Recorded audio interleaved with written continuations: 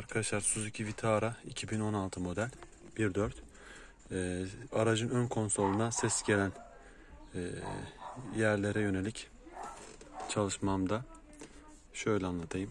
Şimdi öncelikle multimedya her şey takılıyken aracın üzerindeki gri metal gibi gözüken alüminyum süs kısmını bu şekilde plastik aparatlarla sol köşeden başlayarak önce şu nokta, sonra bu, üst, alt, üst, alt derken söküyoruz. Bunu söktükten sonra soldaki metal, alüminyum metal kısmı yine sol köşeden başlıyoruz. Sonra bu taraftan ve en son böyle çektiğimizde direkt geliyor klipsleri. Bunu bitirdikten sonra burada siyah bir göstergenin üzerinde siyah bir muhafaza var. Bu şekilde.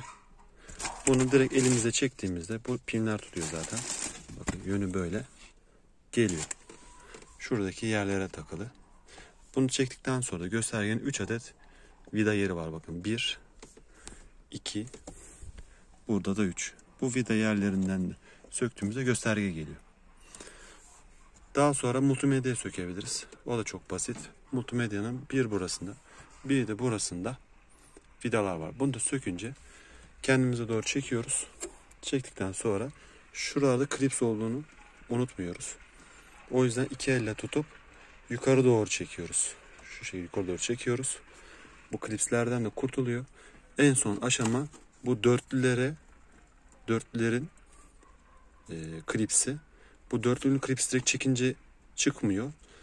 Üstten küçük bir tornavidayla şuraya bastırmanız gerekiyor. Bastırdığınız zaman geri doğru geliyor ve bunu rahat bir şekilde sökebiliyoruz. Şimdi size ses yapan şeyleri göstereyim.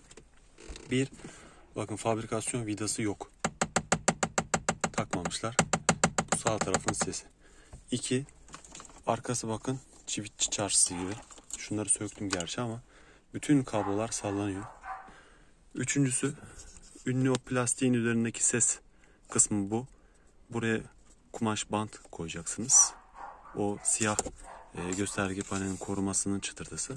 Ve en son en sinir bozucu olan ve herkesin ulaşamadığı, bakın multimedyadan gelen Twitter'ın kablolara bakın. Bunlar boşlukta. İşte bunlar böyle sallandığı için böyle ses geliyor bakın. Bunlar ana ses yapan kısımlar. Bunları yaptıktan sonra olay çözülecek. Yani el aleti olarak da böyle bir takım. Bunlar çok ucuz. Tornavida. O kadar. Başka hiçbir şey gerek yok. Bir de unutmamanız gereken şu plastikler çok yumuşak. Bunlar biraz yamulabilir. Çok dikkat edin, bakın çizildi. Yani bu tarafın plastiğine, göğüs bu plastiğine çok dikkat edin.